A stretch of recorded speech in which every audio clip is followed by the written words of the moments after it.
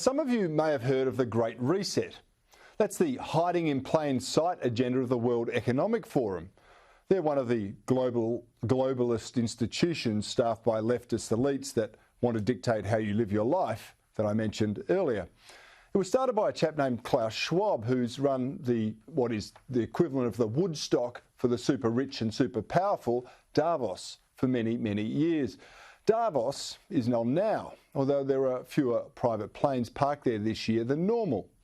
And it's not because they're practicing what they preach and they've all gone green and ditched the gas guzzlers, but it's because of coronavirus. The hypocrisy of these so-called leaders jetting in to lecture about the need to take urgent action on climate change by reducing emissions is positively laughable if they weren't so serious about making you pay the price. And the problem was that too many people were starting to laugh at the preposterous climate claims, most notably about humanity only having 5 years left to live on Earth. These claims, of course, were updated every 4 years or so to kick the annihilation plan down the road. And no one, or should I say with half a brain, can take them seriously anymore. So in the face of that mockery, a new plan was hatched, this time using coronavirus as the justification to make the very same changes. They've changed the title though. It's now called the Great Reset. And here is what the WEF Ubermeister has to say about it.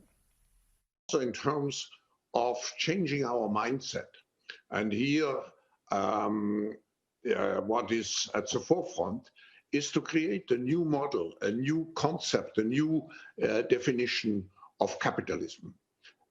Capitalism in the old definition comprises only financial capital, but actually human and social capital is and of course natural capital is as important as... The Great Reset is only a new term to mask their previous failures to control economic and social foundations. The World Economic Forum is just a cabal of climate crusaders and social engineers. They think they know what is best for the rest of us. It's a veritable who's who of people you should actually be very concerned about. Prince Charles, Al Gore and climate child Greta Thunberg are among their throng. So is the Secretary General of the United Nations, the President of the European Central Bank, the Managing Director of the International Monetary Fund, George Soros, World Trade Union leaders, chief executives of all the big tech companies, and representatives of non-government organisations like Greenpeace and the World Wildlife Fund. Bizarrely, so too is Australian Greens Senator Sarah Hanson-Young. She even appears prominently on their website. Now, it says a lot when a senator elected to represent South Australia is on the anti-capitalist website featuring some of the greatest hypocrites in our lifetimes. It might even give you some cause for concern. Perhaps you could raise them with the senator. But having worked with her in the Senate, I will only say that birds of a feather do indeed tend to flock together. Or let me put it another way. You're much braver than me if you entrust your future to that lot.